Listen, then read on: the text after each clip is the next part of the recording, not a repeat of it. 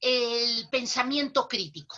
El pensamiento crítico, sin duda alguna, tiene que ver con una serie de elementos, de condiciones que rodean a los chicos. Y este pensamiento, si bien cada una de las edades va a ir abonando algo, es evidente que no debemos de dejar de desarrollarlo, no debemos de dejar de promoverlo, no debemos de dejar de impulsarlo en sus diferentes formas.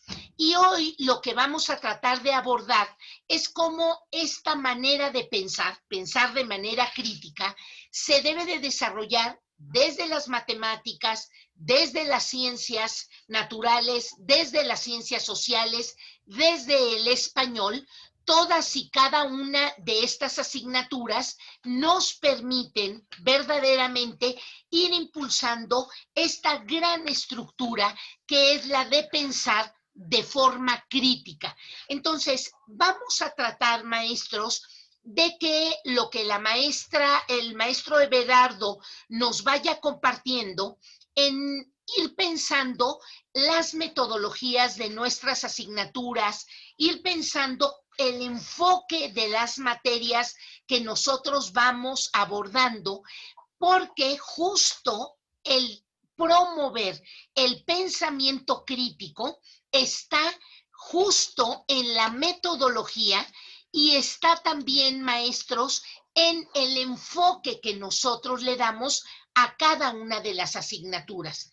Si nosotros advertimos que una asignatura tiene un enfoque, por ejemplo, de resolver operaciones, como puede ser el enfoque de las matemáticas, es lógico que lo que nosotros vamos a hacer es tratar los algoritmos de las asignaturas, más que una matemática vista desde el enfoque de pensar problemas aritméticos y geométricos y desde ese enfoque hacer pensar al chico e incluir las habilidades críticas. Entonces, maestros, voy cerrando, ¿no? Para presentar al maestro Everardo y ya empezar nuestra entrevista con él. Este nuevo enfoque de la escuela mexicana nos ha retado a incluir el pensamiento crítico como una competencia, como un perfil de egreso, como algo deseable en la formación de los chicos y de las chicas. Ahora, ¿cómo lo hacemos desde cada una de las asignaturas? Y el reto ahora que nos va a enfrentar el maestro Everardo García es pensar las asignaturas para la promoción del pensamiento crítico desde el enfoque de tus metodologías y por el otro lado también desde las actividades y prácticas que vamos realizando. Maestro Everardo, bienvenido. Es para mí un gusto presentarlo. El maestro Everardo García. Él es profesor de educación primaria. Como muchos de nuestros entrevistados, como ustedes lo saben, tienen experiencia y han estado frente a grupo, que eso es lo más interesante de los perfiles de las personas que entrevistamos. Tiene una especialidad con alumnos en problemas de aprendizaje. Entonces, él se ha traído desde su práctica frente a grupo y luego en las metodologías que nos comparte, muchas de estas estrategias que se aplican en niños que tienen este tipo de problemas de aprendizaje y que si bien da resultados en ellos, imagínense lo que hará en niños regulares. Es diplomado en Dirección Educativa por la Universidad de Salamanca, España. Es certificado en competencias en planeación y diseño de talleres por parte del organismo certificador Conocer y tiene varios diplomados en desarrollo cognitivo. Por eso, ¿quién mejor que él nos hable de pensamiento crítico? Se ha certificado en el programa de enriquecimiento instrumental del doctor Ruben Forenstein, esto en Jerusalén, en Israel. Ha hecho también una certificación en filosofía para niños del doctor Matthew Littman También ha hecho una certificación en el programa de inteligencia Harvard, esto por la Escuela Superior de esta misma universidad, y ha trabajado también por parte del ITESO, del doctor Robert Marzano, Dimensiones del Pensamiento. Entonces, vean ustedes la enorme cantidad de programas que él ha revisado, en donde él mismo se ha certificado, y desde ahí nos va a comentar. Ha hecho varias publicaciones, ha participado en congresos nacionales e internacionales, ha escrito varios artículos para diferentes revistas y ha participado desde su experiencia laboral ha hecho trabajo frente a grupo, ha coordinado varias instituciones educativas y ha formado parte del equipo de la DEGIRE de la UNAM y de varias casas editoriales, desde donde nos habla en su experiencia. Maestro Everardo García, muchísimas gracias por participar y vamos a comenzar, ¿no? Y a mí me parece que una de las primeras preguntas que se nos puede antojar es por qué hablar de desarrollo del pensamiento en la escuela. ¿Qué no bastaría, maestro Everardo, solo con poner a trabajar a los niños con algunas actividades, solo motivarlos para la participación, para que se desarrolle el pensamiento? Esta sería como nuestra primer pregunta. Muy bien, Pati, y muchas gracias a todos los que están compartiendo y acompañándonos. Me toca ver muchas caras de amigos que nos van acompañando. Y Pati, una verdadera preocupación ha sido, como tú lo ibas leyendo a través de un poco la historia de vida que he ido teniendo, sí ha habido como una inquietud, una pasión en ir buscando cuáles son las mejores herramientas, los mejores esquemas para trabajar sobre el pensamiento. ¿Por qué? Primero, básicamente, un poco siguiendo algún lineamiento y principios de Feuerstein, todos tenemos la gran capacidad, todos somos modificables, pero no todos tenemos los caminos, no todos tenemos la herramienta para pasar de una capacidad a una habilidad. Siempre me gusta hacer como una analogía que les digo, yo soy capaz de nadar, pero les pregunto si soy hábil nadando y la gente me dice no, entonces digo, ¿qué necesito? Y la gente me dice, evidentemente, ejercitarse. Entonces yo les digo que yo me lanzo a la alberca y por varios meses trataba de nadar y nadaba de perrito y cada vez nado un poco más rápido de perrito, pero me ve el instructor y me dice, no, no sabes nadar. Entonces necesito un mediador. Entonces aquí Feuerstein dice, una parte importante es, y por eso creemos y trabajamos, yo creo que como docentes todos, yo creo en la modificabilidad de las personas. Dice Feuerstein que todos somos modificables, en diferentes grados, con diferentes circunstancias. Pero la otra, y se vuelve muy importante, nosotros necesitamos un mediador que nos enseñe las estructuras. Y yo creo que basta a veces prender la televisión o oír un poco las noticias, o he estado viendo algunas cosas ahora por Facebook, y es impresionante la pobreza que tenemos de pensamiento. Un artista hace poquito, hace 2, 3 días, no voy a decir ni su nombre, me daría pena, decía que evitáramos vacunarnos tan pronto llegara la vacuna contra el COVID, porque nos iban a insertar unos pequeños aparatos para controlarnos y seguir todo, y que así iban a controlar a la humanidad. Y yo decía, Dios santo, qué pensamiento tan distorsionado. Qué pensamiento tan prejuicioso, qué pensamiento tan desestructurado, qué pensamiento sin una visión de lo que ella dice como es una artista, pero no deja de ser una comunicadora con tan poca responsabilidad de ver las implicaciones. Así como hay personas que le contestaban que se había fumado, o sea, gente que se queda intrigada y que dice, ¿será cierto lo que nos va a decir? Pongo este ejemplo porque me dio cierta gracia escuchar el nivel en que a veces manejamos la información y ver qué tanto nos ha faltado formarnos. A través de lo que hemos vivido, y ahora sí, como tú decías, desde la primaria, la secundaria, la preparatoria, la universidad, y de hecho ahora hasta los maestros, vamos encontrando grandes carencias en lo que son las estructuras de pensamiento. Ahí están las estructuras de pensamiento, pero no hemos sabido encontrar las mejores formas, los mejores recursos, los mejores principios para llegar a nuestros alumnos. Y yo creo que el maestro está muy posibilitado, el maestro en una segunda instancia, ahorita por la circunstancia de formar en pensamiento crítico los mismos padres de familia, pero sin embargo, si desconozco cuál es la estructura del pensamiento, evidentemente me van a faltar herramientas para poder dirigir el pensamiento en mis alumnos. Comentábamos hace rato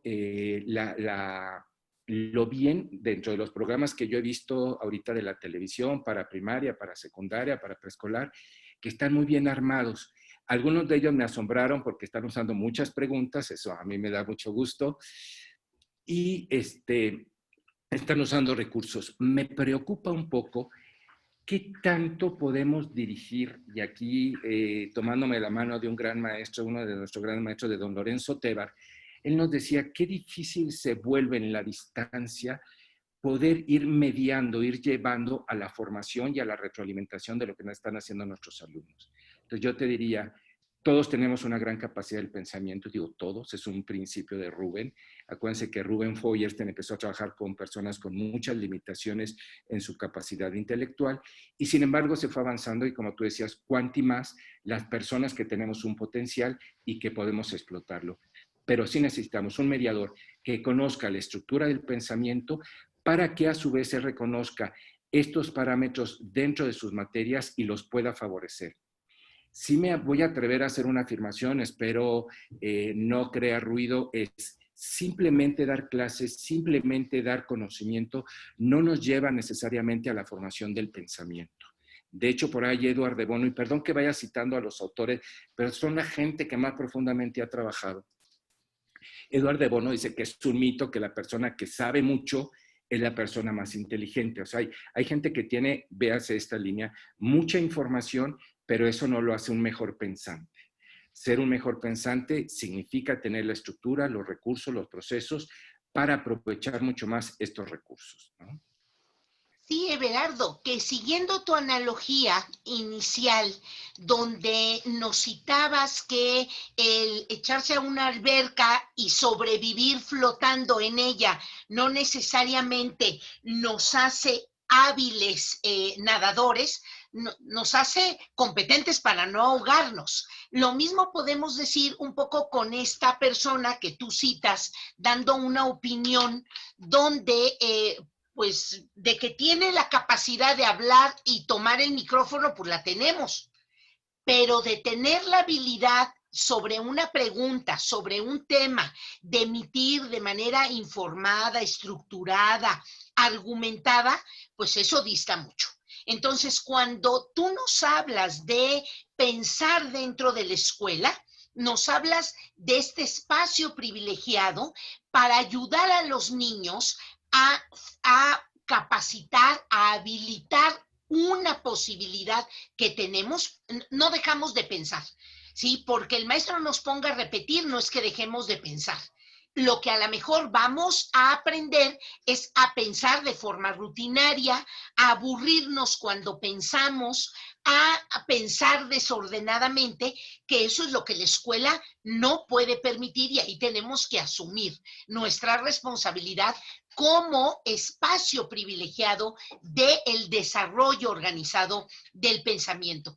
Pero Everardo, vamos profundizando sobre estas premisas que tú ya nos planteas inicialmente. Si pensar es la capacidad, la habilidad de hacerlo de forma ordenada, con proceso. Ahorita entramos a la parte de la estructura del pensamiento y entramos a la mediación del maestro. Pero me gustaría preguntarte si agregarle la palabra crítico abona en algo. El pensamiento no tendría que ser crítico, o ¿de qué hablamos cuando hablamos de pensamiento crítico? Muchas gracias. Tienes toda la razón, Pati. De hecho, por ahí varios autores, y déjenme citar, por ejemplo, Mari Cavale, una de las, aunque el nombre no es muy mexicano, los apellidos no son muy mexicanos, ella a través de un grupo de trabajo también con el tecnológico, hacen un material que se llamaba lectura analítico-crítica, y ella comenta lo que tú estás diciendo. Primero, el pensamiento, si lo supiéramos nosotros observar, si nosotros lo supiéramos reconocer en su estructura, tendría que fluir de esta manera más completa, más profunda, con mayor número de relaciones, y tú bien decías, más organizada. Pero sin embargo, no hemos tenido esta capacidad, y entonces como que el pensamiento se ha venido abordando con diferentes enfoques o de diferentes lineamientos para clarificar por qué tenemos que entrar ahí, ¿no? Entonces, realmente ahora, de hecho, hay momentos en que hablamos de pensamiento crítico y pensamos que el pensador crítico es el que simplemente critica, el que dice lo que está mal. Y no, Mary Kavalin hace ver que tiene que ver con el análisis, los diferentes elementos que supone que el maestro o que la persona, olvidémonos del maestro, que la persona tiene que hacer para poder hacer uso de esos recursos que tienen en el pensamiento. Y fíjate, Patti, que aquí lo que yo digo primero es, por desgracia, yo soy maestro de primaria de base y no recuerdo, Patti, que me hayan formado en esquemas para poder ayudar en la formación de pensamiento. Por eso, en cierta forma, me metí a la especialidad. Y en la especialidad tampoco encontré los recursos, y por eso es que tuve la oportunidad de llegar con Feuerstein para descubrir cuáles son esas estructuras que me van a permitir llegar a un pensamiento más analítico, a un pensamiento más profundo, a un pensamiento más ordenado. Hay que reconocer cuáles son los elementos de estas habilidades cognitivas, de estas operaciones mentales, para poderlas modelar, para podérselas enseñar a los alumnos, para poder hacer que nuestros ejercicios estén cargados de ellos. Porque ciertamente hay, y ahorita tú lo mencionabas, o sea, la memoria ya es una capacidad del intelecto, pero quedarme en la memoria es quedarme realmente en la base y no llegar más allá a la profundidad que se puede llegar, ¿no? Entonces, sí necesitamos nosotros reconocer que el pensamiento tiene una estructura y que la tenemos que hacer visible.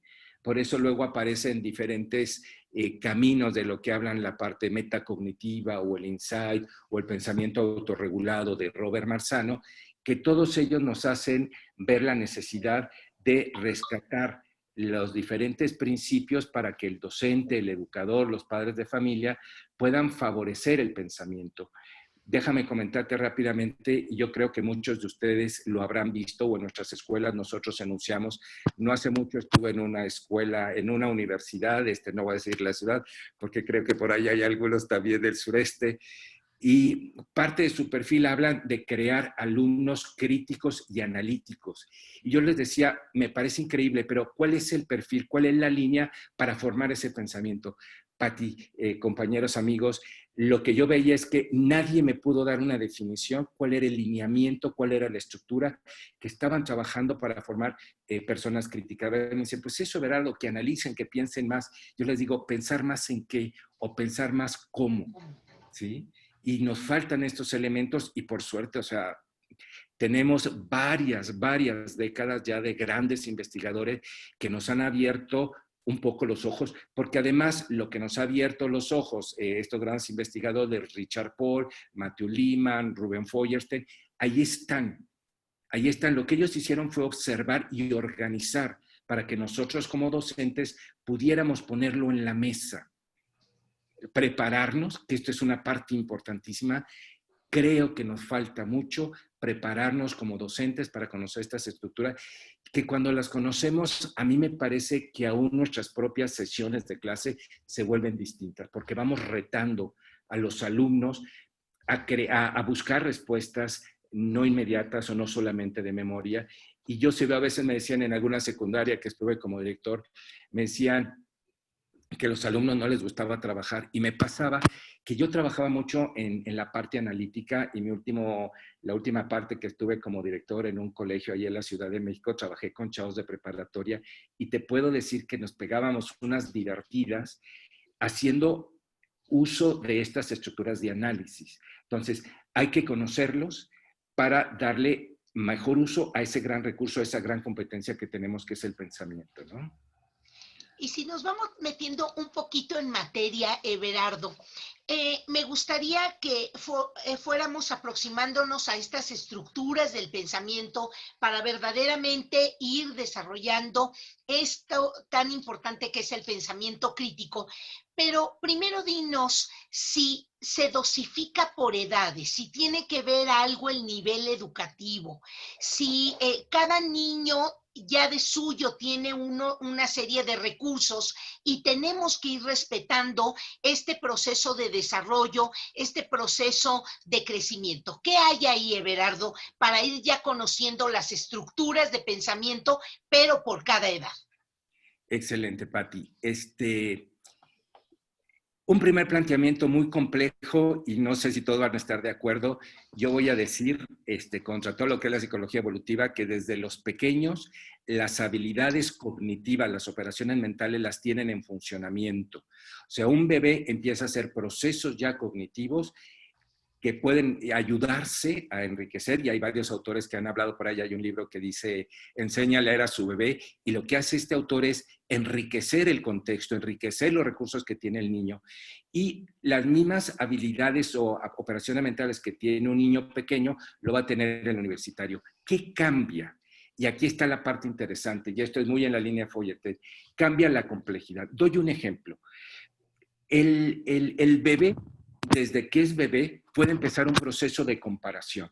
Si yo le he estado dando una leche, la leche materna, en el momento que le acerco una papilla que él desconoce, con toda la seguridad, intuitivamente, fisiológicamente, la va a rechazar, porque es algo que él desconoce. No ha tenido el acceso. El niño ya está comparando muy intuitivamente. Lo intuitivo para Feuerstein es lo que se percibe, lo que entra por los sentidos. Entonces dice, él va a compararse de una manera muy poco compleja o menos compleja, que tiene que ver con lo muy cercano y sin muchos elementos. La complejidad para un universitario, si va a comparar, pues va a comparar dos sistemas de análisis, de un diagnóstico médico, que evidentemente el número de elementos que tiene ese análisis o que tiene esa estructura, pues van a ser múltiple, muy lejano, o sea, habla en número de elementos, y también familiaridad. Entonces, la familiaridad para el pequeño que está comparando es lo muy cercano. Conforme va creciendo, los elementos con los que vas a trabajando en esa complejidad y abstracción van a ser elementos, como decía, mucho más abstractos. Y entonces hay que atender tres elementos. Déjenme compartir tres estructuras que vamos trabajando y que a veces las tratamos de acercar. Con todos estos autores hemos estado viendo que tenemos que subir como toda una pirámide. Las partes más simples son los que Feuerstein llamó funciones cognitivas, que a veces no son tan cotidianas, pero son las que nos permiten ir trabajando. Percepción precisa y clara, búsqueda sistemática, amplitud del campo mental, conservación de los elementos. Esto hay que enseñarlo. Es lo primero que yo tengo que ver. De hecho, por ejemplo, a veces me dicen que la ortografía, voy a decir otro que a ver si no hay mucho desacuerdo, me dicen la ortografía se corrige con la lectura. A ver, perdón, pero no es cierto. La ortografía es un proceso de percepción. Un niño, un joven, un adulto, a veces hay adultos que tenemos muy mala ortografía, no tiene que ver con saberme la regla, tiene que ver con una capacidad de percepción precisa y clara. No leemos por letras, leemos por palabras, por estructuras. Entonces, el maestro que va a hacer esa corrección necesita identificar esto, y entonces subraya la dificultad ortográfica. Trabaja sobre la claridad de lo que está percibiendo, lo resalta, lo integra y lo aplica. Entonces, primero luego viene la parte de las operaciones mentales. Todos los conocemos, Pati. Si yo les hablo de identificación, de representación, de análisis, de categorización, de codificación, de decodificación, diferencia, nada raro, nada nos suena desconocido. Pero cuando yo pregunto qué significa analizar, perdón, pero lo que me dicen es analizar, significa separar las partes de un todo. Perdón, pero analizar tiene que ver en parte con esto, pero el que separa las partes no hace un análisis completo, tiene que ver con algo más. Y aquí les digo, o sea, analizar supone ver un todo, ver las características del todo, ver las partes del todo, ver las características de esas partes y establecer, no voy a decir todos los principios, por los tiempos, y establecer relaciones. Un maestro, mientras no sepa, estos son los principios, ahora hay que ver con qué preguntas lo acerco, con qué ejercicios lo acerco, con qué juegos lo acerco. Entonces ya entiendo el análisis, o sea, de punto de partida, analizar supone ver un todo y sus características, reconocer las partes de su carácter y sus relaciones. Si voy a trabajar, que esto es con las asignaturas, si voy a trabajar unos compuestos químicos para hacer un balanceo, pues yo necesito reconocer no solamente los elementos que ahí veo, sino las relaciones que no se ven, porque es un H2SO4, ¿sí? ¿Cuál es la relación entre el SO4 y el hidrógeno? ¿Dónde están las relaciones? Y entonces tenemos que ir descubriendo que cada asignatura, que cada disciplina tiene un número de relaciones distintas. Y entonces cuando tú me dices, ¿cómo va a acercar el pensamiento analítico, el pensamiento crítico a las asignaturas? Es reconociendo las partes, es reconociendo las relaciones, es reconociendo las características de este elemento. Y por último, Pati, déjame decirte, y a todos compañeros, amigos, es una línea que tenemos que trabajar y que la tenemos que hacer de manera paulatina y que deberíamos tener presentes son, uno es, hay lo que llamamos las funciones cognitivas, que son estas líneas de trabajo muy específico. Vienen las operaciones mentales, que es con lo que les comentaba, que tiene que ver con la identificación, la codificación, decodificación, análisis, comparación, etcétera. Y lo último, los grandes procesos mentales, los procesos complejos. Se los cito rápidamente, porque a esto tenemos que llegar y sus perfiles subsidiarios muchas veces hablan de esto. Hablamos de que queremos formar alumnos críticos, alumnos creativos e innovadores, alumnos indagadores, alumnos que puedan tomar decisiones y alumnos que puedan resolver problemas. 5 grandes macroprocesos o procesos complejos del pensamiento. Cada uno tiene lo que se llama un heurístico, una estructura que permite conocer el trabajo sobre ellos. No son estáticas, se van moviendo, pero sí necesitamos reconocer las características de cada proceso, de cada operación mental y de las funciones para poder favorecer. Sí hay que invertirle un tiempo para irnos formando, pero esto se vuelve, no es tan complejo como suena, porque las propias materias, la propia cotidianidad me va dando los elementos para ir aplicando. Entonces, Everardo, lo que tú nos dices ante la pregunta de si le da cuenta, lo que nos estás pidiendo es que pongamos atención al nivel de complejidad que maneja el niño. Y esa complejidad tiene que ver con la experiencia, con su lenguaje, con lo que él puede recordar. Por eso tan importante, ¿no? Esto que tú nos dices, un maestro mediador, donde se da cuenta que la complejidad que maneja cada niño, pues proviene de las experiencias vividas en la familia, los que viajan contra los que no viajan, los que vienen de papás lectores, de los que no vienen de papás lectores, los que ven más películas y los padres de familia median la intervención o el vocabulario de esa película contra los chiquillos que a lo mejor no tienen este contexto tan rico, tan complejo. Entonces, los maestros, más que decir todos los niños de 4 años o todos los niños de 6 años o todos los niños de 10 años, están posibilitados para hacer esto, lo que tendríamos que hacer, y creo que ahora todos los maestros que ahora nos acompañan lo habrán advertido, esta enorme diversidad de experiencias que han vivido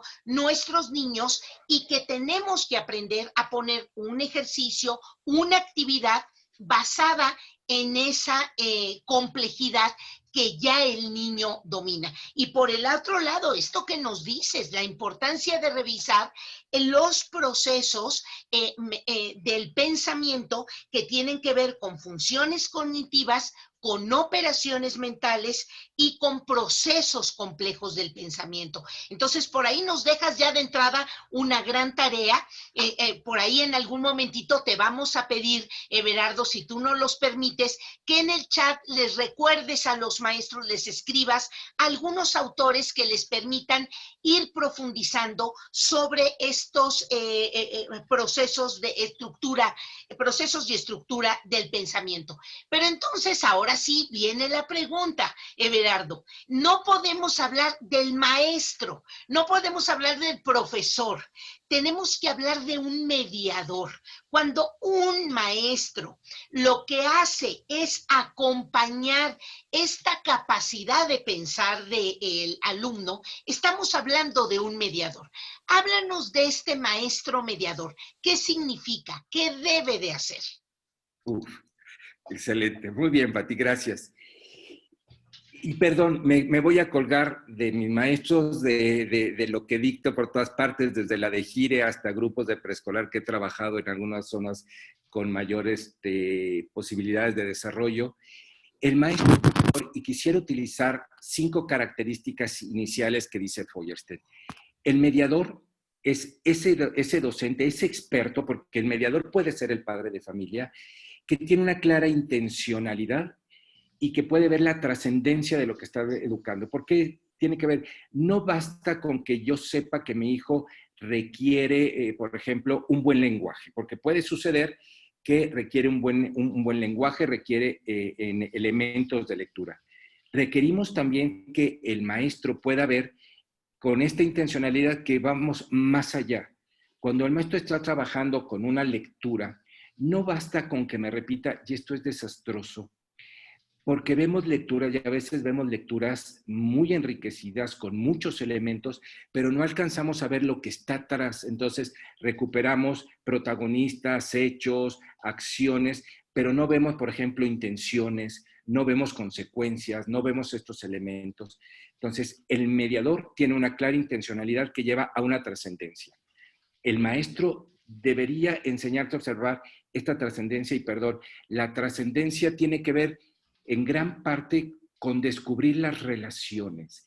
Y no nos podemos detener aquí, y decía, hay unas relaciones implícitas en el trabajo de las matemáticas, uno en el trabajo de la química y la física de las ciencias, uno del lenguaje, uno de la educación física, ¿sí? Aún en la educación física están todos puestos esas relaciones y que se van recuperando ahora con estos movimientos de las pausas activas. Ya hay gente que ha encontrado más profundamente estos elementos.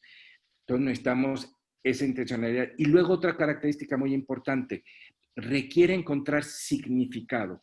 Para Feuerstein, para Lorenzo Tebar, el significado tiene que ver que nuestros aprendizajes, y bien lo decías tú, los tenemos que desarrollar desde las realidades de capacidad y de recursos y de medios donde se encuentran nuestros alumnos.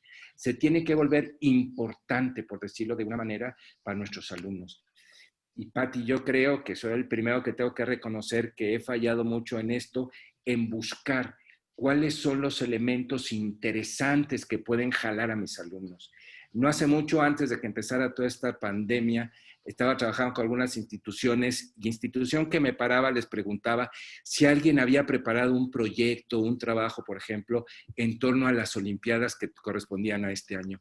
Pati, ninguna institución, ya ves, tenía foros dentro de la de Gire, con diferentes instituciones, nadie se le había ocurrido que las Olimpiadas en Japón tenían muchos elementos interesantes que se pudieran desarrollar. ¿Cómo vuelvo significativo lo que estoy dando? Por ahí les decía también a los maestros, perdón que me detenga en esto, es cómo vuelvo significativo. A muchos jóvenes les deleitó Harry Potter.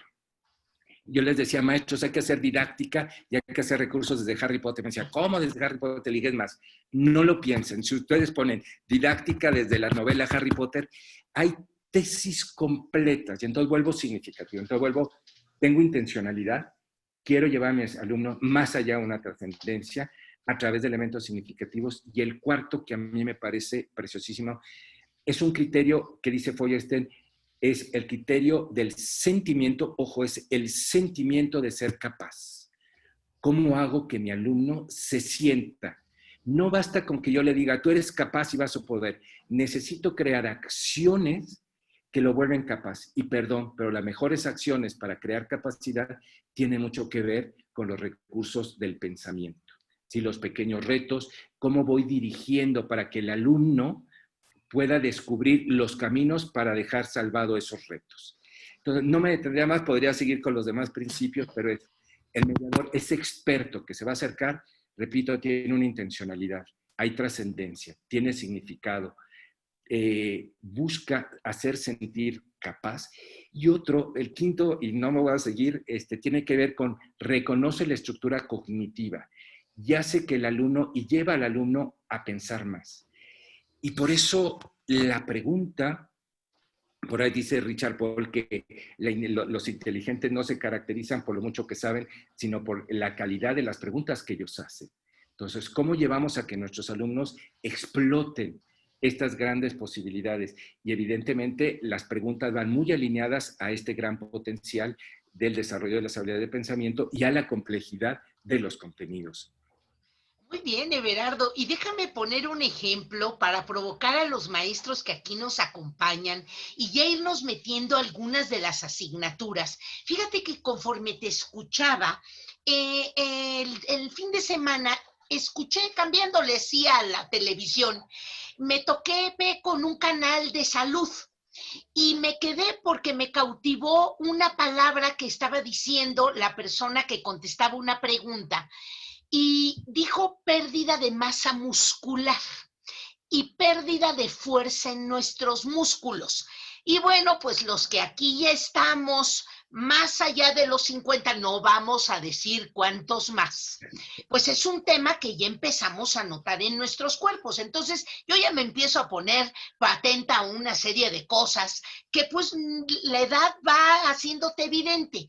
Y fíjate, Berardo, que ahorita lo que dices me hace pensar en la importancia de la educación física, porque la trataron en esa entrevista y señalaba la persona que contestaba que le damos poca importancia a esta asignatura.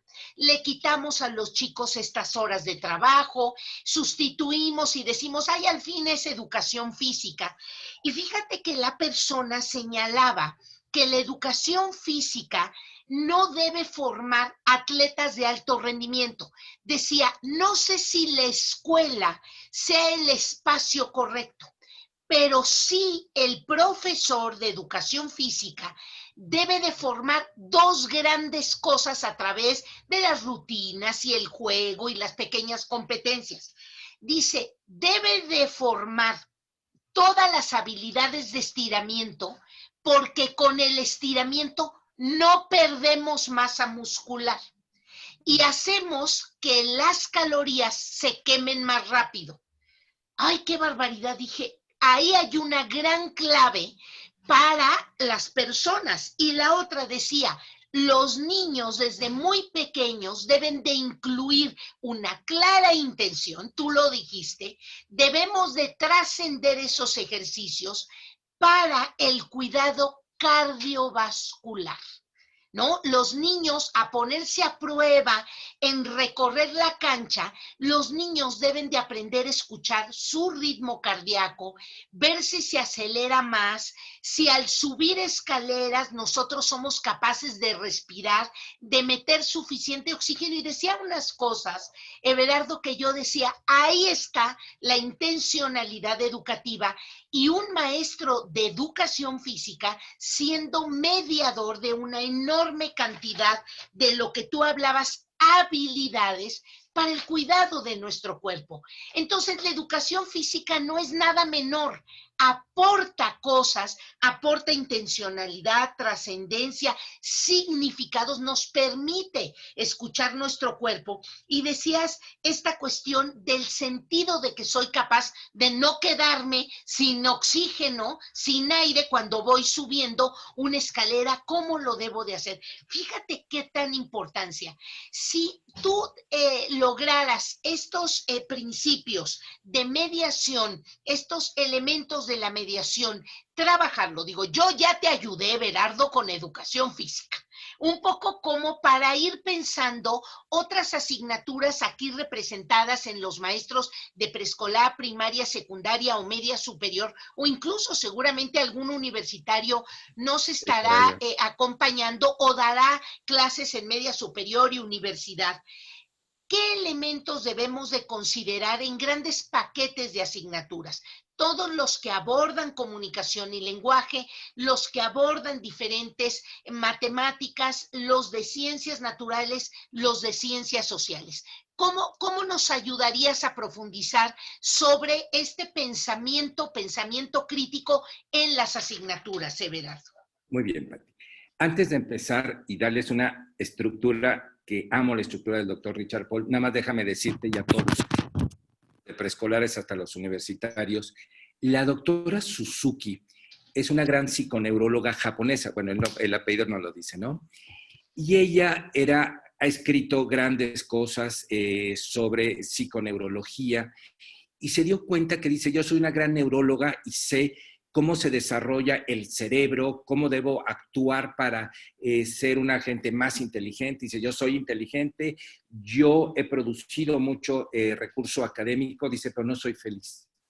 Dice, entonces, ¿de qué? Perdón, no lo dices exactamente, pero ¿qué demonios me sirve ser alguien tan inteligente si no soy feliz? Y entonces ella saca la receta después de varios años de investigación y de trabajo directo sobre eso, y saca un libro que se llama Cerebro Activo, Vida Feliz, de la doctora Suzuki. No te imaginas qué libro. Y ella lo está trabajando ahora en una universidad americana y tiene lo que se llama los hacking cerebrales, que son como pequeñas acciones, pero no solamente son de activación física, pero ella descubrió que a través de la activación, y tiene que ser en determinado momento, tiene que ser cardiopulmonar, se activan, y todos sabemos esto, se activan también de alguna forma diferente todo el complejo neuronal y entonces hay mejor disposición para aprender. Y ella lo está mostrando. Este libro me encantó porque luego va dando toda una serie de pistas. Entonces es Cerebro Activo, Vida Feliz, de la doctora Suzuki. Trae una serie de recomendaciones que luego les voy a decir dónde se los vamos a dar. De hecho, ya les empezaba a compartir. El libro me parece precioso porque va hablando de la psiconeurología, va hablando de su experiencia, de la activación física y cómo hay otra serie de recursos. ¿Cómo enfrentarnos desde las materias? Y aquí no me queda otra más que hablar del doctor Richard Paul, que no hace muchos años murió, nuestros grandes, Ruben Feuerstein murió hace poco, bueno, hace algunos años, Richard Paul. Déjenme, no sé si se alcance a ver.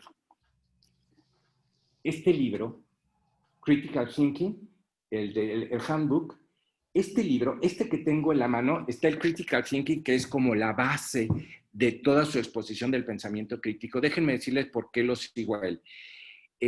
Richard Paul hace la Fundación para el Pensamiento Crítico y por varios años, allá por los años 70 y tantos, se dedica con un equipo a recoger toda la información que había de diferentes proyectos de pensamiento crítico.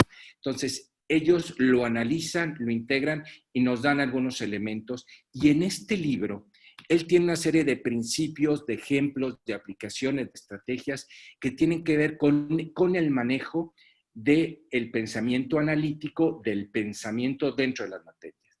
Y coinciden que hay una serie de factores, 7, 8 factores, que déjenme decirles que tienen todas las materias. Y yo me atrevería a decir, bueno, o sea, las materias pensamos en la disciplina, pero es que es de la vida cotidiana. O sea, el pensador crítico tiene que darse en la escuela y tiene que darse en la casa, en la calle.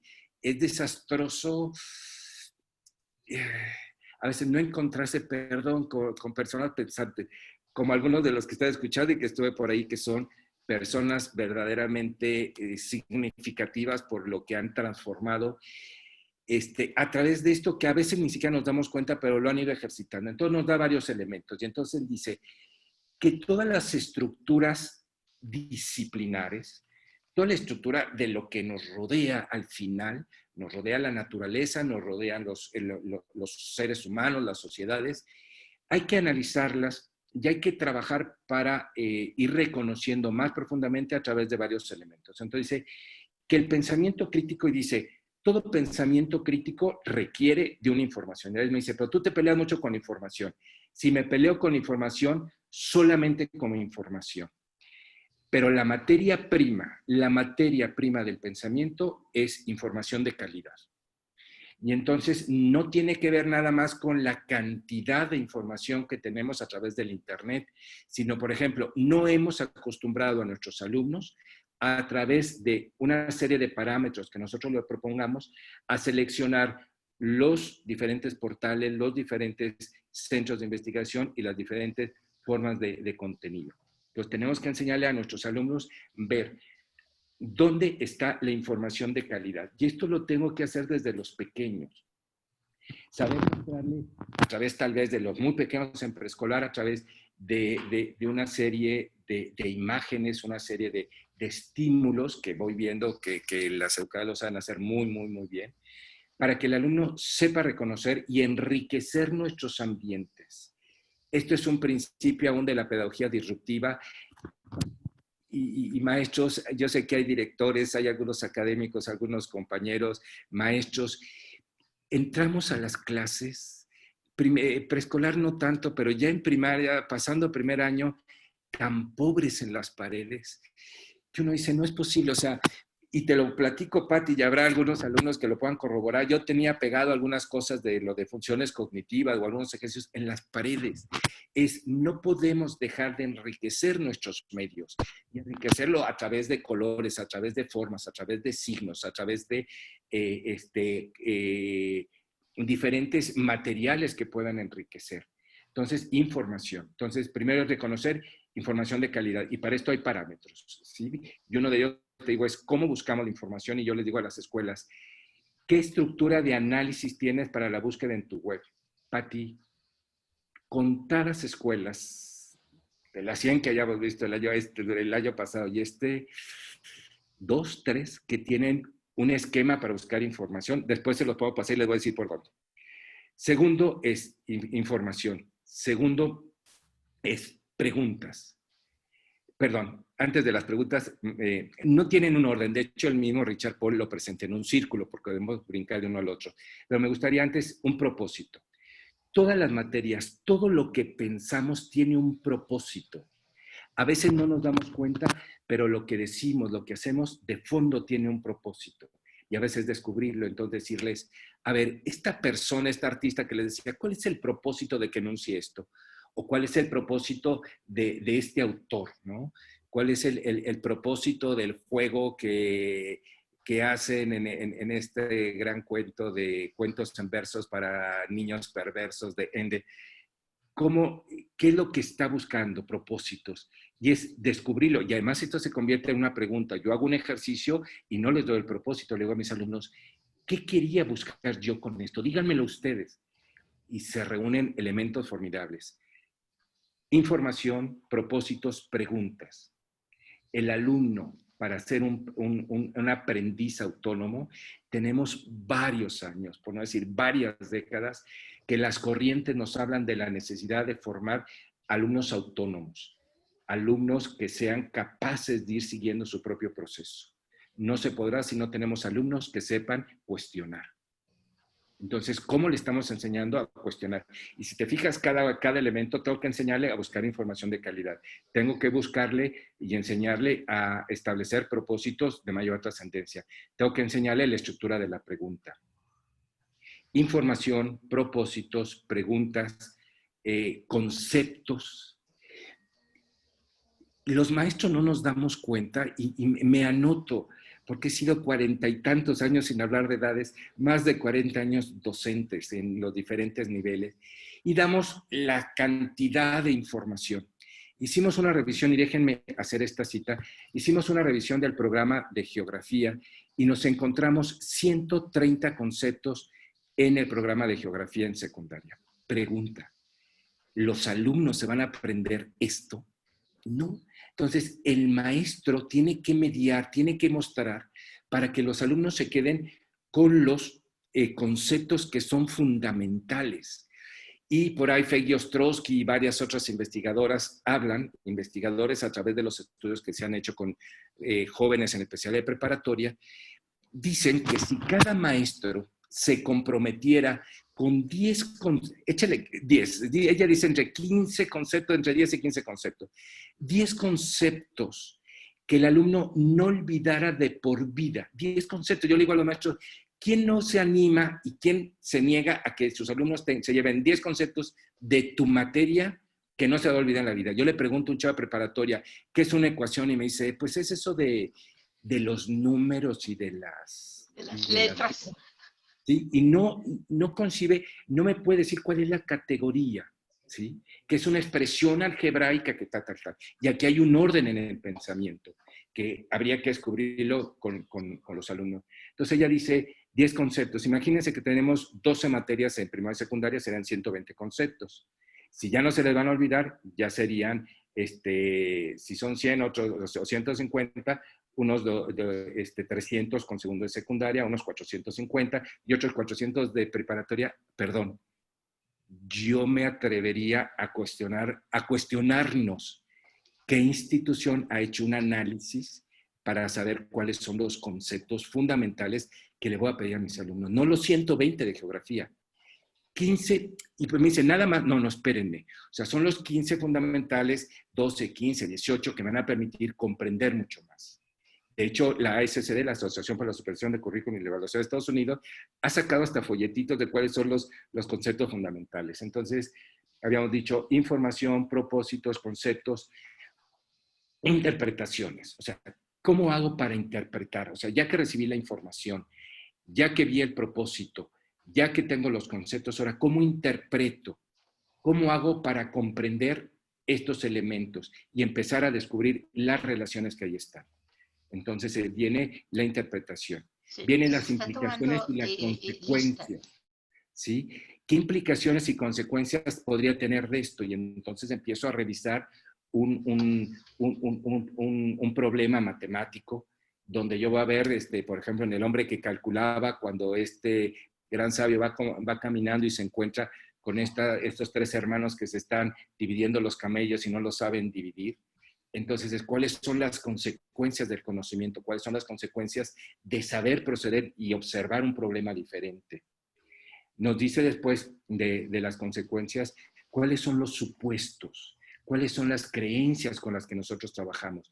Y las tendríamos que saber reconocer, porque trabajamos y llegamos con una cantidad de supuestos, de información, de creencias que pueden y van distorsionando o pueden enriquecer la información que nosotros tenemos. Luego nos habla de otros puntos de vista. Tenemos que enseñar otros puntos de vista, pero dicen, hay materias donde no se pueden, perdón. En El hombre que calculaba, y perdón que regrese a este libro de cuentos de matemáticas, en El hombre que calculaba, cuando va en el desierto y se encuentra a este jeque que lo habían abandonado y va a premiar a los que lo salvaron, da una primera respuesta que a todos les parecía plausible, y él le dice, no es esa respuesta, no me puedo extender. Total, da 3 respuestas lógicas y matemáticamente acertadas, nada más que la última está más cargada de valor, que esta es otra parte. El pensamiento crítico no solamente ve el contenido, está cargado de los valores. Y este es nuestro gran problema, porque tenemos gente muy brillante y muy inteligente, muchas de ellas en la cárcel. O sea, no hay que revisar simplemente las últimas noticias para ver, y es gente muy brillante, pero faltó estas características también del valor que se da en el pensamiento crítico.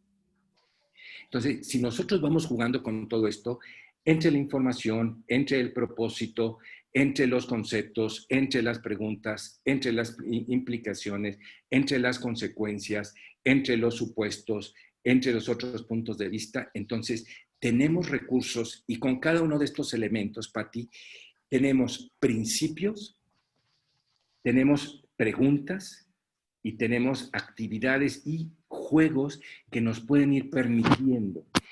En algunas materias se cargará más de un lado o de otro, o sea, quiero ver la historia o los sucesos sociales, y evidentemente ahí entre los supuestos, las implicaciones, las interpretaciones van a estar mucho más cargadas, ¿no? Algunos que son más duras, pero de todos modos tengo que buscar los propósitos de un diagnóstico más de ciencia o de medicina para poder ser mucho más claro. Y ojo, con todo esto, o sea, todos estos principios buscan una información que tenga extensión, el pensamiento crítico, y aquí tendríamos que empezar a revisar, tiene extensión. No basta una respuesta única. Ya ves, dice, ¿cuál es el problema de nuestro desfalco en petróleo? Si no, nada más damos una respuesta, perdón. La respuesta del pensamiento crítico tiene extensión. Las respuestas críticas, el pensamiento crítico tiene profundidad. El pensamiento crítico tiene exactitud. El pensamiento crítico ve y establece las relaciones, por mencionar algunas de las características también del pensamiento crítico. Entonces, ¿qué tanto yo como maestro, sea cual sea mi materia, aún por ejemplo, y regreso a la educación física porque de repente no me parecía relevante, y ahora encontramos que tiene mucha relevancia? Ahora que estamos buscando salud, que estamos buscando bienestar, que estamos buscando, y lo voy a decir así, placer, que estamos buscando bienestar para nosotros mismos en el cuerpo. Y viene la doctora Suzuki y nos dice, me había perdido en la vida, entonces necesito moverme. Y esto me va a traer pues muchos beneficios psiconeurológicos de bienestar físico. Me dijo, y hasta platica que consiguió un novio diferente y que con el cual estableció ya relaciones distintas. Entonces, a través de todos estos elementos que estoy dando ahorita, parte de la estructura, si se dan cuenta, vi los elementos y luego vienen algunas características que tienen que ver con esto que les decía de amplitud, de exactitud, de profundidad, de relaciones, de importancia, de relevancia, de coherencia. Si te fijas, Pati, se va haciendo, compañeros, amigos, se va haciendo un esquema, se va haciendo hay una nube de directrices, de posibilidades que tendríamos que ver y sentarnos y ver dónde están, cuáles son, para ver con cuáles vamos trabajando. Y me regresaría, Pati, y diríamos, ya sentados como academia, a lo mejor decimos con los frescos, y yo me atrevería, pues ya sabes que soy, y algunos que me conocen, que soy una apasionada de las preguntas, pues empezaría a jugar tal vez con la parte parte de la información y con preguntas. Hay preguntas que son maravillosas. Hay por ahí un libro que se llama 100 preguntas creativas y una maestra argentina se sentó a recoger preguntas de sus alumnos y el libro es lo más hermoso que se puede.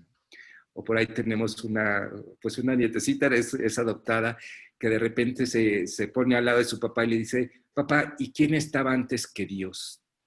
Híjole. ¿Cómo das respuesta a esa pregunta, no? Y así se acaban las preguntas y uno dice, Dios, ¿estos de dónde salen? Por ahí dice, no sé si han visto este video de Rubén Alves, que dice que a él le encantan los niños y los filósofos, por algo muy específico, porque saben preguntar. Y las preguntas de los niños son maravillosas. Entonces, este es un esquema muy amplio y diría, cada elemento que les fui mencionando, lo hemos ido trabajando no solamente por iniciativa propia, sino a través de las aportaciones y el trabajo que le hemos seguido a Richard Paul, que le hemos seguido a Rubén Foyers, que le hemos seguido a Matthew Lehman, para poder establecer parámetros que sean muy operativos, que sean sencillos y que el maestro pueda tener pequeñas tarjetas y va ejercitando en diferentes niveles con sus contenidos y entonces podemos sacar mucho más para allá. No solamente los contenidos, sino sacar jóvenes, sacar niños, y perdón que me regrese, en todo esto que he estado últimamente, bueno, como pasión leyendo y rescatando, ahora se vuelve otra vez los parámetros del desarrollo cognitivo hacia las personas de la tercera edad.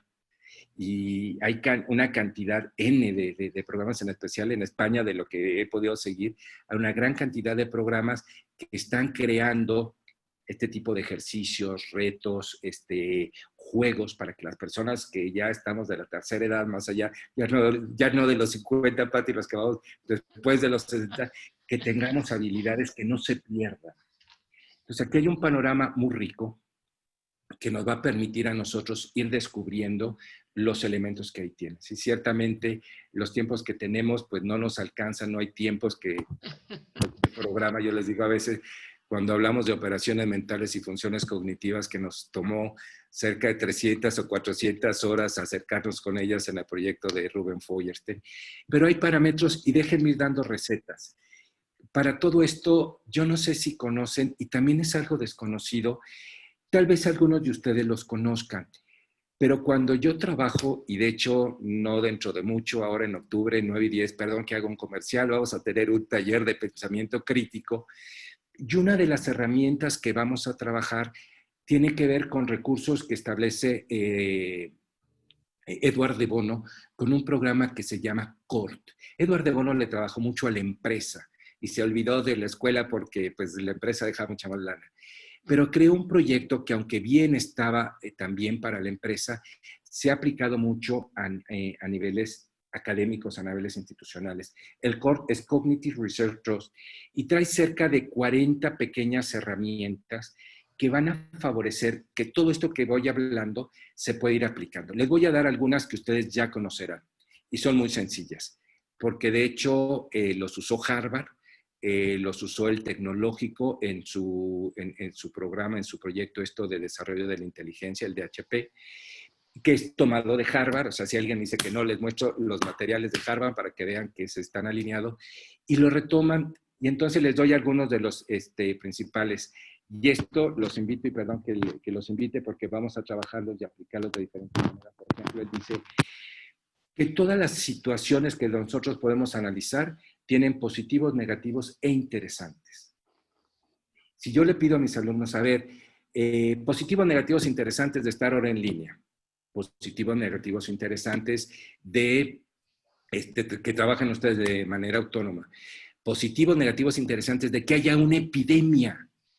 Tiene positivos, tiene negativos y tiene interesantes. La doctora Mestoy cambia y a veces dice positivos, negativos, interrogantes. Entonces, ¿cómo lo puedo manejar en infinidad de situaciones? Esta es una línea, Edward de Bono le llama herramientas. Y de hecho, cuando lo vamos trabajando, lo vamos aplicando de diferentes maneras. Me tomaba en preparatoria toda una clase para trabajar. Acuérdense que no hay aprendizajes significativos y importantes si no se ejercitan.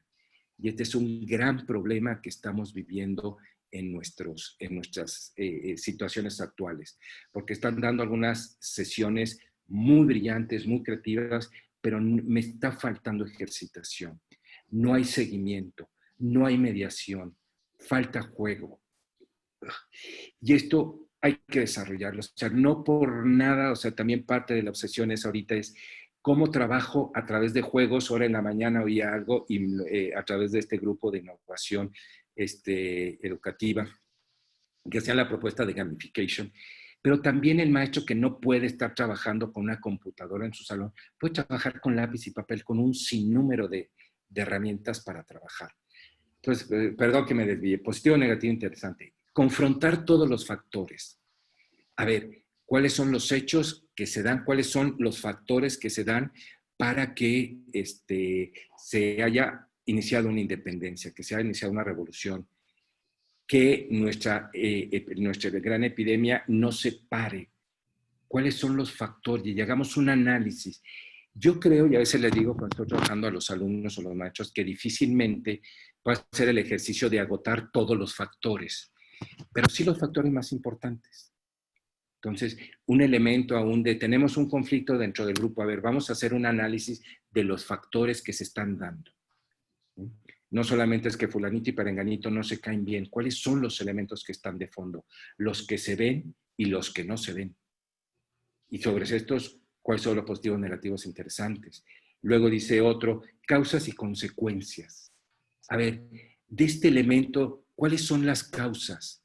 ¿Cuáles son las consecuencias que tiene esta situación?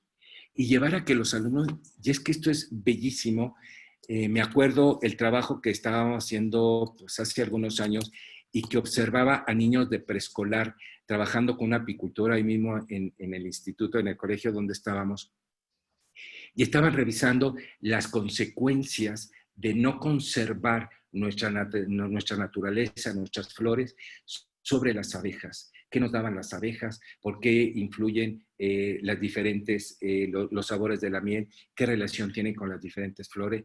Y estaban trabajando con niños de preescolar. Entonces, pueden descubrir los niños también este tipo de causalidades, este tipo de consecuencias para trabajarlo. Otro y muy bonito, y ya se los había anunciado de alguna manera, con Richard Paul lo retoma, o bueno, trabajos paralelos, él dice, vamos a poner, él llama la herramienta PMO, propósitos, metas y objetivos. Propósitos, metas y objetivos. Entonces dice, ¿qué propósito tiene esto? ¿Qué propósito tiene que nosotros trabajáramos con las abejas? ¿O qué propósito tiene que hagamos un trabajo colaborativo? ¿O qué propósito tiene que nosotros trabajemos de alguna manera a través de retos cognitivos o con juegos, etcétera? Doy algunos ejemplos, ¿sí? Ya dije, confrontar todos los factores positivos, negativos, interesantes, PMO, propósitos, metas y objetivos, causas y consecuencias, y así vamos jugando.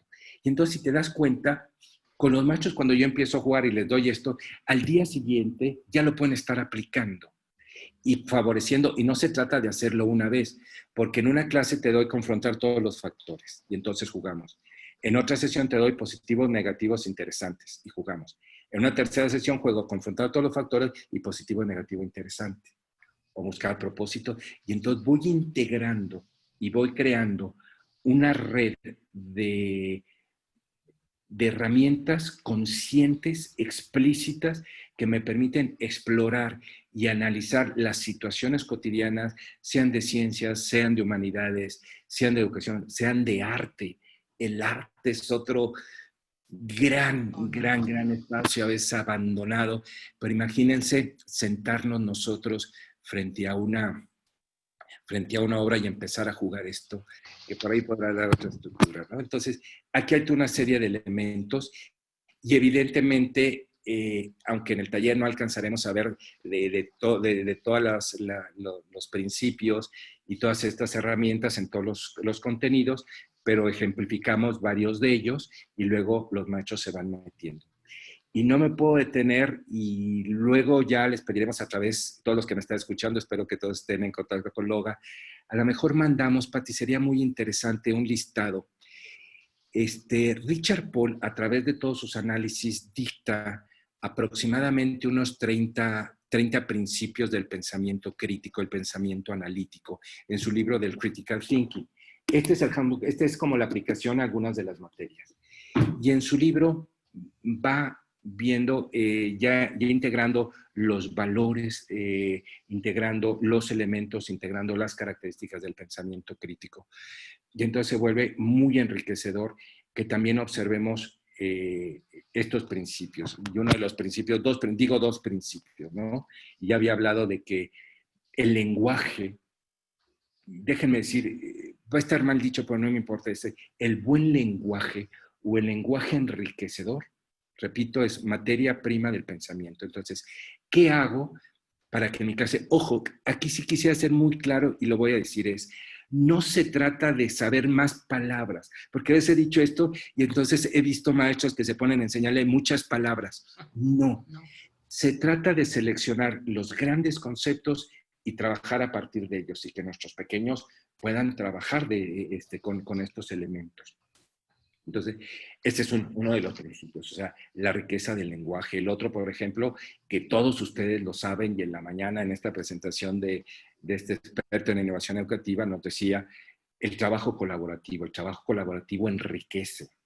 Estoy trabajando con jóvenes de psicología y se vuelve precioso trabajar con ellos. Con todos los grupos es precioso porque les hacía ver en la mañana cómo las preguntas de uno, las dudas y las observaciones enriquecen al trabajo, ¿no? Otro de los elementos bien importantes es, y aunque parece una tontería, o sea, cuidar de nosotros mismos y de la salud. Feggy Ostrowski, la doctora Suzuki, Richard Paul dicen que a veces abandonamos lo más básico, o sea, de un cerebro bien hidratado funciona mejor y a veces en las clases prohibimos tomar agua. Yo no digo que estemos tomando licuados, jugos, no. Ellos dicen agua, un cerebro hidratado. No significa que vamos a aprender más, pero va a estar con mayor disposición para poderlo hacer. Entonces sí es todo un extenso panorama que tenemos y de dos cosas, o sea, sí para llevar a nuestros alumnos, pero lo primero es formarnos nosotros mismos. Y me va pasando cuando voy poniendo, generalmente me voy acercando a través de retos cognitivos. cuando vamos haciendo, en la mañana me decía una compañera, me decía, porque son psicólogas, me decía, Everardo, me desesperé, me estresaste con el ejercicio. Le dije, excelente, ¿sí? Ahora abandona y dice Feuerstein, control de impulsividad. A ver, suelta el estrés y vamos a ver cuáles son las rutas que me pueden ayudar a trabajar en esto. Un momento, déjame pensar. Tú tranquilízate y vamos buscando por dónde vamos a ir trabajando y descubriendo eso que tenemos a la mano y que nos puede enriquecer. Perdón. No, no, al contrario, Everardo, yo creo que nos haces evidente dos cosas. Déjenme ir resumiendo para formular la última pregunta y cerrar ahora nuestra entrevista. Nos dejas de veras con un mundo hacia adelante, pero creo que has insistido en dos cosas, Everardo, en poner menos atención en este cargado mundo de los planes y programas de estudio mexicanos, que cada vez agregamos y agregamos más contenidos y más conceptos. Tú lo analizabas desde el énfasis de lo que hicieron ustedes con el programa de geografía. Entonces, maestros, ahora que ya se cayeron las puertas, las ventanas, los barandales, los muros de la escuela, también tiremos de una vez los planes y programas de estudio en esa actitud tan cargada de contenidos por los contenidos y de rellenar libros y de hacer muchos ejercicios en el cuaderno que no necesariamente, tú nos dices, Everardo, son garantía de desarrollo de pensamiento y de aprendizajes profundos. Y lo otro que nos dejas evidente es que mediar el aprendizaje, mediar el pensamiento es un proceso complejo. No es yo dicto o yo explico y entonces tú ya vas a pensar y vas a aprender. Y mira, mientras tú exponías, Everardo, yo decía qué maravilloso fuera que si voy a realizar una operación sencilla a los alumnos, me den no la respuesta directa, sino me den muchas respuestas. Por ejemplo, ¿quién me dice la mayor cantidad de respuestas de la suma de 8 más 7? El que me dé 15 está bien, pero el que me diga 45 entre 3 está bien, y el que me diga 5 más 5 más 5 es correcto, y el que me diga 10 más 5 está bien, y el que me diga 20 menos 5 está bien. Ya hice pensar, ya diversifiqué, ya el alumno movió este aparato que tú nos dices que tenemos que estimular cada vez más. Oigan, maestros, ¿y por qué no haciéndole caso a Everardo, ahora que estamos trabajando a distancia, ya sea a través de lápiz y papel, a través de que ellos vean el programa de la tele y les mandamos algo en WhatsApp, a través de estas sesiones síncronas, a través de estas plataformas, ¿por qué no empezamos con la memorización de un pequeño poema o contándoles un chiste o que ellos nos cuenten uno? Pero además pongámosle contenido a los chistes o a los versos o al cuentito o a la adivinanza y así vinculémoslo con nuestra asignatura. Chistes de matemáticas o chistes de la suma o cuentitos relacionados con el bosque, con el campo, con la agricultura. Maestros, Everardo nos ha dicho, tenemos una enorme cantidad de recursos, aprovechémosle.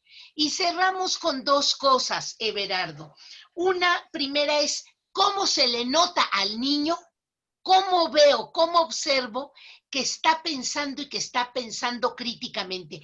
Dinos por ahí algunos indicadores para que una vez que ahora ya el día de mañana empecemos a activar este pensamiento en los niños y al cabo de 5, 6, 7 días ellos cambien. ¿Cuáles serían esos indicadores para saber que el pensamiento crítico se está dando en nuestros niños? Y por favor, Everardo, seguramente muchos de los maestros, directores que están aquí acompañándonos querrán seguirte contactando, pidiéndote alguna bibliografía. Nosotros nos comprometemos, por supuesto, a enviarles esta lista de Richard Polt conjuntamente con este video.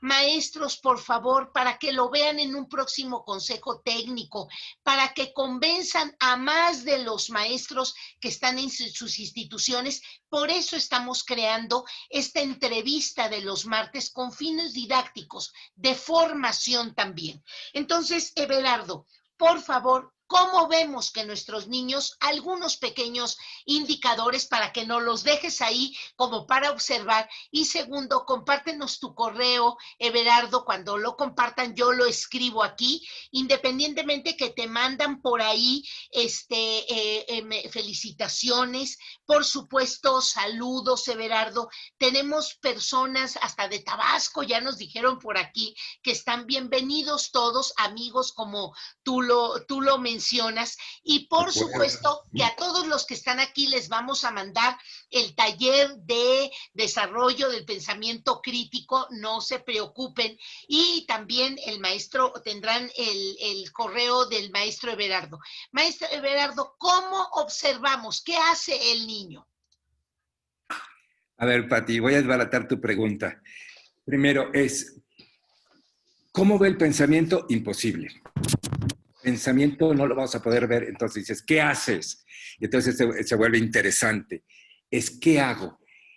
Nosotros a veces hemos tenido procesos de evaluación a través de un gran programa que es el LPAD, que es el modelo del Dr. Feuerstein, que son modelos dinámicos de Learning Potential Assessment Device. Una traducción no literal tiene que ser el modelo dinámico de análisis del potencial de aprendizaje. Entonces, lo que pasa es, para que nosotros podamos observar el pensamiento y el funcionamiento cognitivo, tenemos que retar a nuestros alumnos. Tú ya lo retabas hace ratito y decías, a ver, para conseguir el número 15, ¿de cuántas formas distintas lo puedo hacer?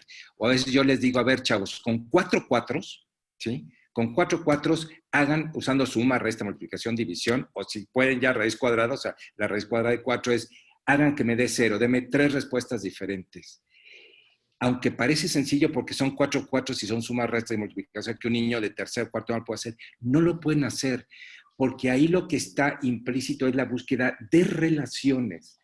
Y me parece fantástico, me divierte porque a veces con universitarios, con muchachos de preparatoria, vemos nosotros que les es muy difícil por encontrar estas relaciones. Entonces tenemos que encontrar ejercicios que vayan retando, pero a veces, y a mí me pasa, o sea, soy muy malo para decir, ¿y cómo se me ocurre? Entonces déjenme darles 2 o 3 ideas. A ver, una es, hay un gran comunicólogo, y lástima que no lo pude contactar, Jorge Mo.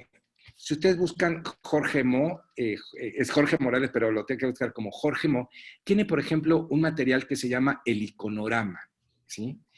Y con el iconorama nos da una serie de tarjetitas, y con esas tarjetas voy jugando a crear cuentos, a categorizar, a formar secuencias. Entonces yo le digo a los alumnos, a ver, aquí tienes 5 o 6 tarjetas, a ver, ordénalas. Y entonces le empiezo a pedir que me explique cuál es el orden, o por qué está creando ese cuento así. Y entonces empieza a aparecer el pensamiento. Tiene un librito, pero pequeñito, perdón, es un gran libro, pero es un librito así pequeñito de 15, 18 páginas, que se llama El Explorador Imaginario. Y tiene un sinfín de ideas, algunas hasta locas, ¿sí? Que pueden desatar desde muchas materias. Es uno también utiliza a veces el juego de la cocina y que lo podríamos emplear de tantas maneras.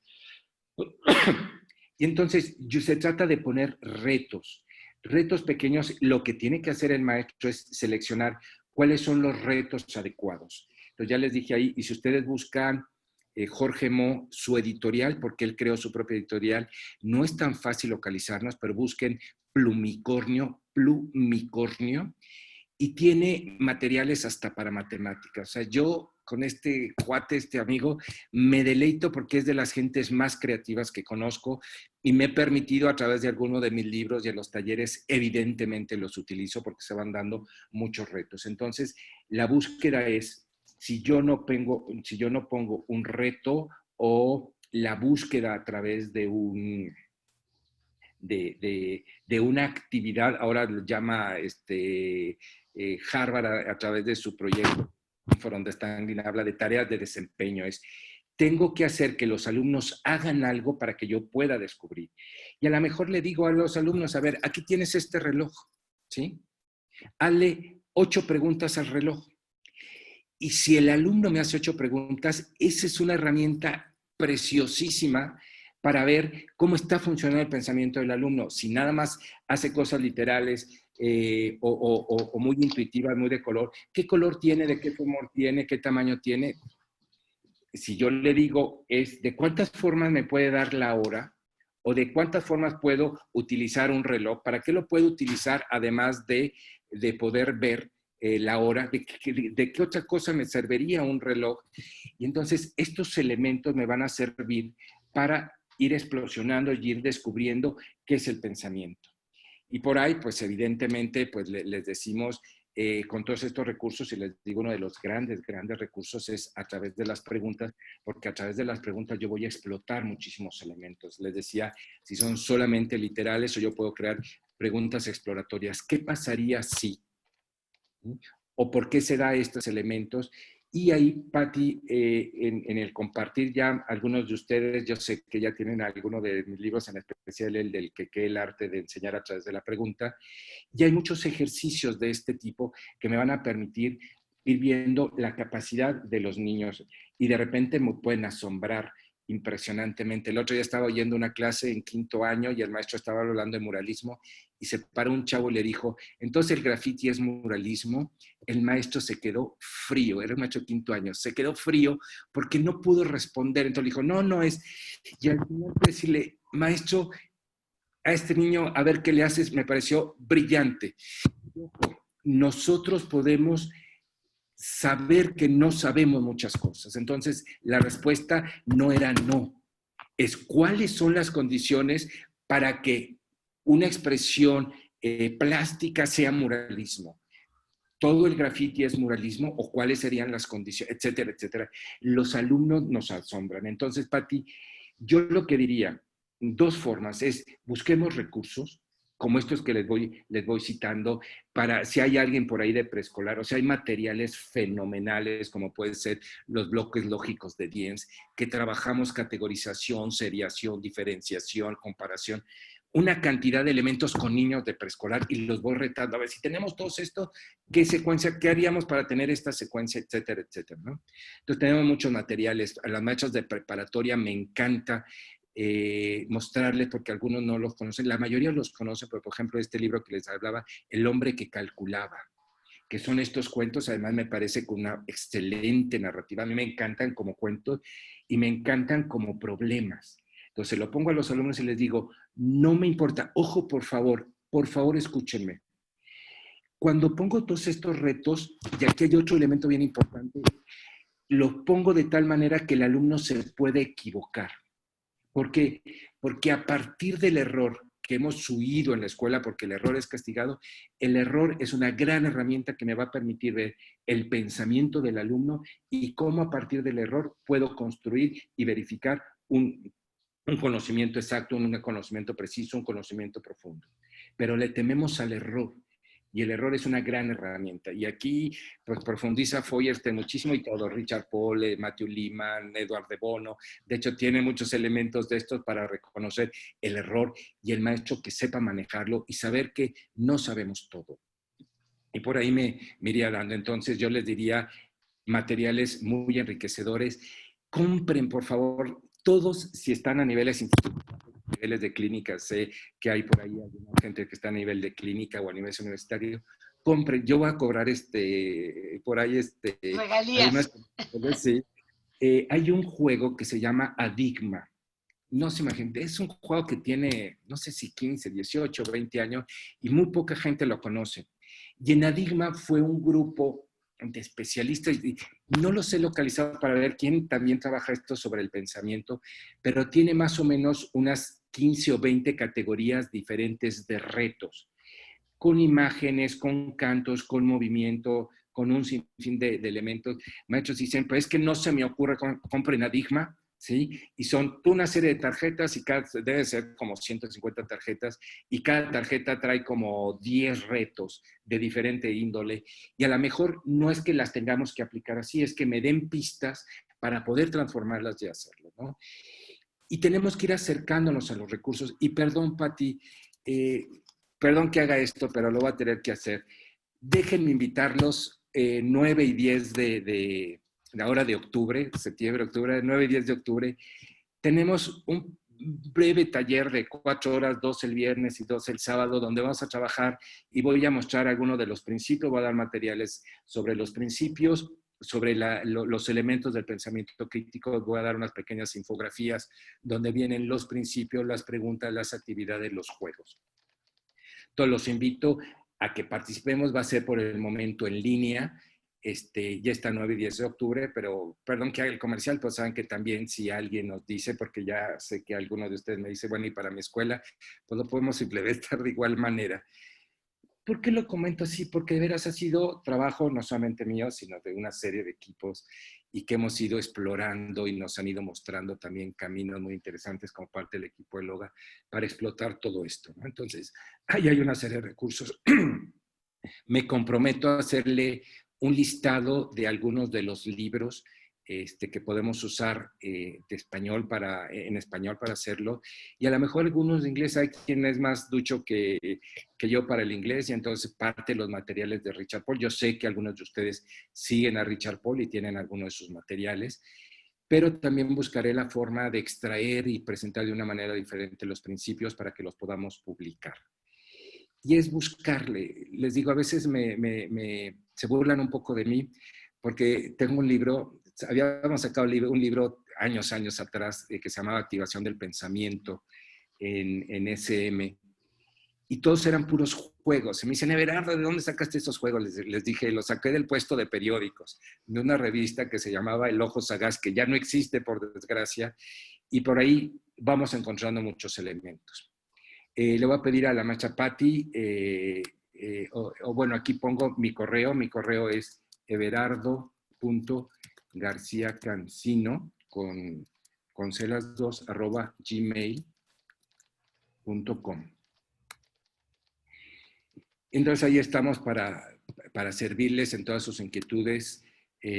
Ahorita, gracias a Dios, hemos estado bastante ocupados apoyando equipos de maestros, apoyando estudiantes de la psicología, y me da mucho gusto produciendo algunos materiales. Nos dará mucho placer seguir compartiendo. La mejor forma de compartir con todos ustedes es entregarle una referencia bibliográfica, y parte de esto me voy a permitir, le voy a pedir a Patti, les digo, algunas infografías para que vean ustedes lo que puede significar el análisis de cada uno de los elementos del pensamiento crítico, de lo que les decía, de información, de propósitos, de conceptos, de cuestionamiento, de inferencias, de supuestos, de otros puntos de vista, etc. ¿Sí? Entonces he ido haciendo una recopilación a través de los diferentes especialistas que nos ha tocado ir estudiando y poniendo en práctica. Y esto se vuelve importante, que les decía Patti, los rollos que me aviento, ¿sí? Todos los he puesto en práctica. O sea, mi última salón que pisé fue un segundo de preparatoria y trabajamos herramientas del pensamiento analítico y la innovación. Entonces fue una experiencia fuerte porque eran unos agarros ahí con los chavos de preparatoria, muy interesante. Entonces, lo que comparto lo hemos vivido. Y claro, si puedo dar respuesta a alguno de lo que ustedes nos planteen, pues será a través de esto que hemos ido trabajando. ¿Sí? Y pues si enseñamos a pensar a nuestros alumnos, Everardo, ya enseñamos nuestra materia. Esa es la verdad, que nos dejemos de preocupar por tanto y tanto contenido que cada día la ciencia supera. Y Everardo, me gusta terminar, además de agradeciéndote a ti profundamente la generosidad de esta entrevista, a todos nuestros participantes, y me gusta pedirles que nos pongamos en panel, que pongamos en nuestras computadoras este apartado de cuadritos para vernos, para conocernos, para que tú conozcas a todos los maestros, a estos 65 profesores que estuvieron hoy aquí tratando de pensar juntos, y sobre todo, maestros, maestras, de cambiar la educación. Si cambiamos a nuestros niños, cambiamos a todo un país. De veras, muchísimas gracias a todos. El compromiso de Grupo Log es mandarles la invitación del maestro Everardo, mandarles algunas de sus infografías, mandarles el video para que nos ayuden a hacer extensivo y ampliar esta visión de esta educación. Y maestro Everardo, un aplauso muy fuerte para ti. Muchísimas, muchísimas gracias. De veras, Everardo, muchas gracias por tu participación, por tu trabajo apasionado y de veras a todos ustedes desearles el mejor de los éxitos. No se les olvide mañana empezar con un retito, con una preguntita que es el primer camino para el desarrollo del pensamiento crítico. Gracias a todos, gracias Everardo, de veras muchas gracias y felicidades. Gracias maestros, un abrazo. Gracias. Hasta luego. Gracias, adiós. Adiós. Un abrazo a cada uno de los que estuvieron presentes y de los amigos que nos acompañaron. Everardo, muchas gracias. Gracias. Gracias. Muchas gracias. Felicidades. Gracias. Muchas gracias, Everardo. Gracias, Pati. Gracias, Pati. Gracias, Everardo. A ustedes de Everardo, de veras. Nosotros creamos solo el espacio, que es importante. Y ustedes ayúdenos a que este video lo vean los profesores de sus escuelas. Gracias. Gracias también, Pati. Gracias, feliz tarde. Igualmente, un abrazo a todos. Hasta luego. Gracias.